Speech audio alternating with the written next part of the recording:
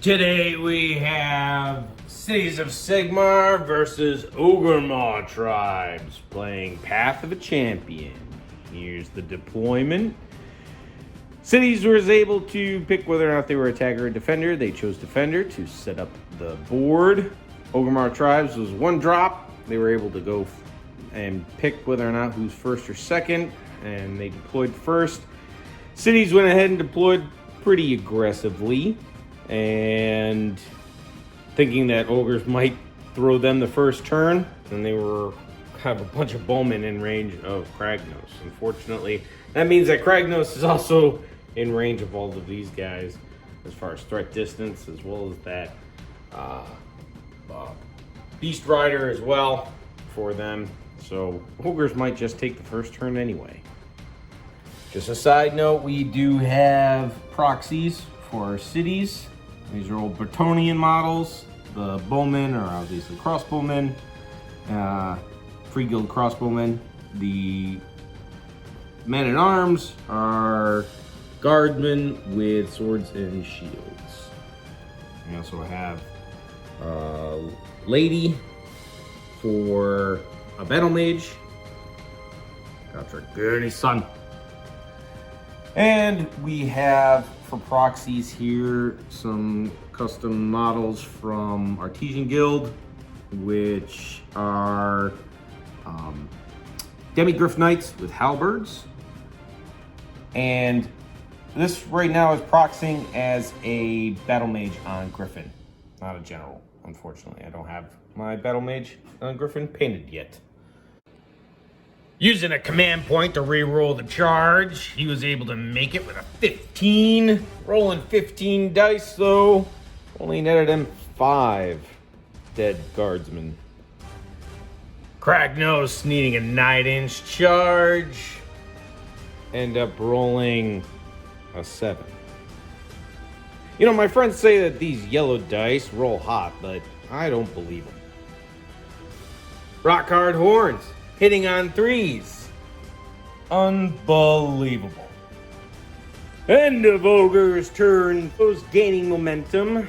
Gaining that objective and this one over there. Unfortunately, they were going to try to destroy that unit of 10 Freeguild Guard. Unfortunately, the impact hits didn't really do their work. The Trembling Charge went through as well. And they decided to sacrifice 2 points to tie up the archers and get them off the board. The Beast Rider here was able to get this unit of 20 down to 2 because he whiffed on his horns as well.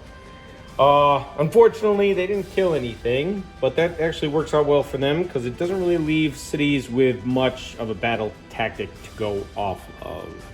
They gain 3 points for having the 2 objectives and more. As we go into Cities turn 1.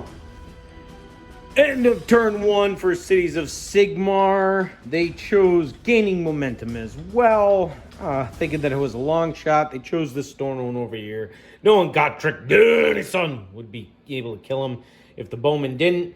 The bowman did do about 6 wounds to the Stonehorn. 10 shots from them and 19 from them on into him with a -1. From the sun being there, which was able to be cast on out with the Battlemage on the Griffon. Totally buffed up this unit here with a bunch of buffs: Warding Band, Hold the Line, Mystic Shield, Fog Protection. This unit auto ran 6 on over to here to just grab that objective since there's not much left of them. They were able to kill their objective, their mark there for their battle tactic. And then on over here, they had to kill this Stonehorn if he killed more than 2 units of the Demi-Griffins there. The Demi-Griffs did end up dying to 2 of them, or 2 of them dying from the Stonehorn. And then all of their combined attacks were able to just barely kill the Beast Riders with 1 wound over. So Beast Riders towards the end there were not making their saves or their wards much. The Battlemage on Griffon actually roared the Beast Riders, so they were making their saves on 5s, which was rough. And then they had their wards of 5s. But we'll go into we'll do the priority roll here shortly, but that will be the end of Cities of Sigmar turn 1. Priority roll. Tie. Ogres get to keep it. A charge of 3d6 got him 15-inch.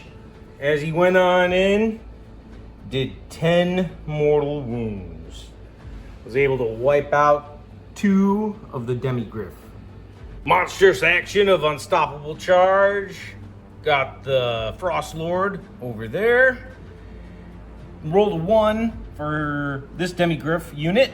Did not deal any mortals. Was able to deal 2 mortals to the Battlemage on Griffon. And ended up dealing 2 mortals to the Demigriff Knight that was there. So Ogres turn 2. They chose Eat Your Fill, which they were able to get with having these 2 units in melee range of the guys that used to be there. They kind of all charged on in. We'll start on over here. The Morfang removed that last Demigriff Knight, and there was 4 wounds dealt to the Stone or the Frost Lord by the Battle Mage, but then the Frost Lord just killed the Battle Mage. Rolled a 1 on the Soaring Guardian. Otherwise, I'm pretty sure it would have just went on over there and capped that point. But on a 2-up, they needed it on a 2-up, ended up rolling a 1. Really unfortunate for the Cities of Sigmar. Kragnos made his charge from here on over to there. In doing so, he was able to just get within millimeters of that objective and still be within half an inch of the Freeguild Guard that were there. Kragnos laid into the guard, killing about 12, but Warding Brand lashed back at him, and he was only able to save 1 of the wounds, getting 4 from that.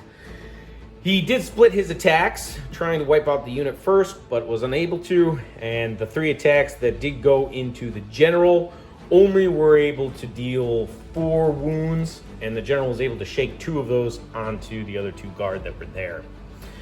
The General was able to go up to Kragnos and hit him pretty hard, ended up dealing 6 wounds, and Kragnos was only able to save 1, so the General actually did 5 wounds to him, and the guard just were not able to do anything. They've got nobody left anyway.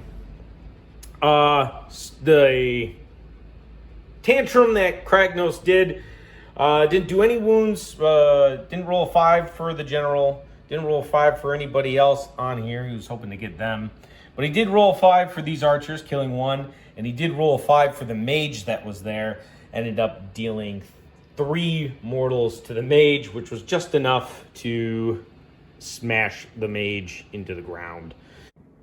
Kragnos, the end of empires versus the Avatar of Grimnir himself, Gotrek Gurnisson. Do 3-ups for Gotrek or he's toast. Oh, he's on 1 wound remaining. So far, Gotrek fought, bringing the End of Empires down to 1 wound remaining. The End of Empires fought back, dealing everything into Gotrek, giving him down to 1 wound remaining. The Freeguild General, though, taking Gotrek Gurnisson's glory, ends up finishing off Kragnos, the End of Empires, dealing 3 wounds to him. Turn 2 for Cities of Sigmar. They chose Eye for an Eye. Going ahead and picking Kragnos, End of Empires. They did a couple buffs. This Freeguild General does have the Tome, so he does count as a wizard and was able to control that. During the Orc's turn, I forgot to move it up over more, so I did that, and then I moved it again. He did hold the lines. We issued all of that. Gotrek came on in. There was a showdown between the 2 titans, and Kragnos ended up falling. Those guys just ran on over there, automatically running 6, and that's about it. Kragnos was not shot during the shooting phase, nor did the Freeguild General issue any kind of spells to hurt him, because we didn't want to have the Bellowing Rage go off. So with that, Kragnos just died to melee and was not able to deal any more further wounds to anybody. With that, we're gonna go ahead and roll for priority. Ooh, ogres get to choose again. Turn 3, ogres decided to give it to cities to go first. Cities went ahead and did some moving around, running on up. Heroic Recovery, Gotrek for 3. Ogres Heroic Recovery, their Stonehorn for 3. Tried to dispel this, did not go, wasn't able to, got a 9 for the dispelling. The cities only had these 6 to shoot on into the Morfang, hitting on 4s, wounding on 3s, ended up having 5 4-up saves, which they were able to make a few, getting him down to 1 wound remaining there. And Cities was cunning maneuver over there, and they were able to give him 4 points. We'll see what ogres do. Ogres, turn 3. They chose Savor the Taste. Pretty easy one. They just had to all be hungry, which they all are. In the hero phase, he did Heroic Recovery, as well as Gotrek as well. The Frost Lord, was it trying to able to dispel this? Wasn't able to again. It moved on up and rolled a 1 for him, dealing 10 mortals to him. He was able to save 4 of them, but he only had a 6. He moved on up here, tried to do a cheeky 12-inch charge with reroll, was not able to, and the Morfang went back that way. Probably going to try to go eat them. Yeah, so Ogre's last turn was a lot of positioning, and we're going to see if it pays off, if they're able to get the double turn. No, they are not. Cities will take it. Going to roll the sun roll this time, just in case, on 1. Ho, ho, ho, ho, ho, again.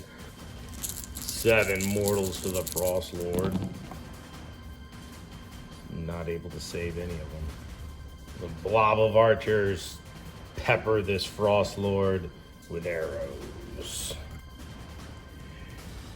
End of turn 4 for the cities of Sigmar. They went ahead and chose Desecrate their lands. Able to do it there. They had this sun out, and it ended up helping kill that Frost Lord without a problem.